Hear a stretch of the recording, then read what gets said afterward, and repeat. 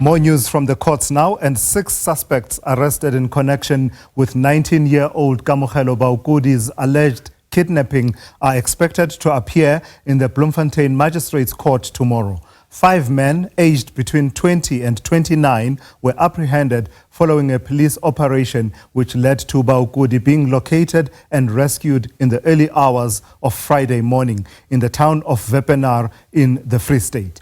Another suspect, a police officer, was arrested in the early phases of the investigation. The suspects will face charges of kidnapping and extortion. The grade 11 learner from Marty Duplessis Special School was allegedly kidnapped on the 5th of June while being driven home from school in Bloemfontein. So let's pick up the story with SABC News reporter Makgala Masiteng live for us from Bloemfontein. Good afternoon, Makgala. So just bring us up to speed in as far as the investigation goes and what we expect to happen when these suspects appear in court tomorrow.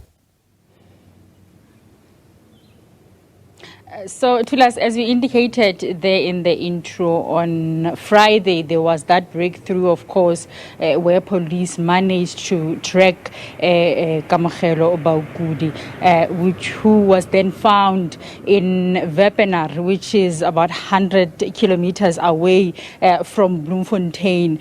We are told when we are speaking to the police spokesperson, Makgala, that the 2 suspects were found with Kamogelo just in the location there, and then we are told that they were able to then lead the police to the house where it is alleged that Kamogelo Baukudi was being kept in that house. So those 5 suspects, we are expecting them to appear at the Bloemfontein Magistrate Court on Monday. Of course, the police did indicate that they will take this time between Friday until today to question these suspects to find out how are they connected to this case of abduction and also the extortion. As you would know, that it was revealed in court that the mother of Kamogelo Baukudi did receive a call demanding some ransom from her. So we will, of course, it will be interesting just to hear what exactly happened and how these 5 are linked into this whole case. You would remember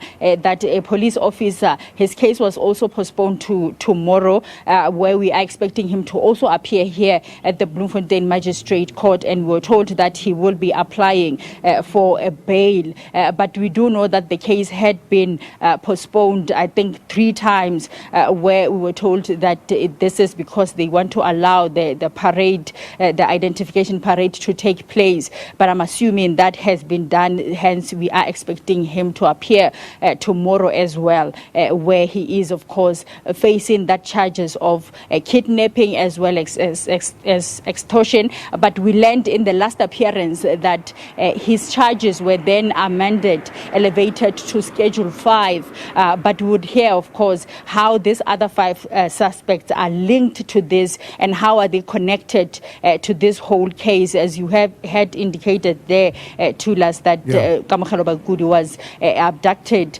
on the 5th of June. Yeah, so just recap then, take us back to those days, the 5th of June. This is one of those stories that has really, struck a chord with many South Africans, in a sense representing the fears of many South Africans about this phenomenon of abductions and kidnappings. Take us back to the circumstances of Kamogelo Baukudi's disappearance and the subsequent investigation by the police. So on that 5th of June, we are told that Kamogelo was being, of course, driven by his driver from school to home. This is when they were stopped by 2 males, one of them wearing police uniform. And I understand even the vehicle had blue lights. When they were told that it is suspected that their vehicle is delivering or transporting drugs, that's when then they were separated. Kamogelo Baukudi then was put into this vehicle, and the driver was then instructed to be driving in front of this vehicle, and the direction was to go to the Park Road Police Station here in Bloemfontein. But along the way, then we understand that they were able to then get away, and then the driver found himself alone, and the vehicle behind him was no longer following him. So we understand that in the later days, then the cell phones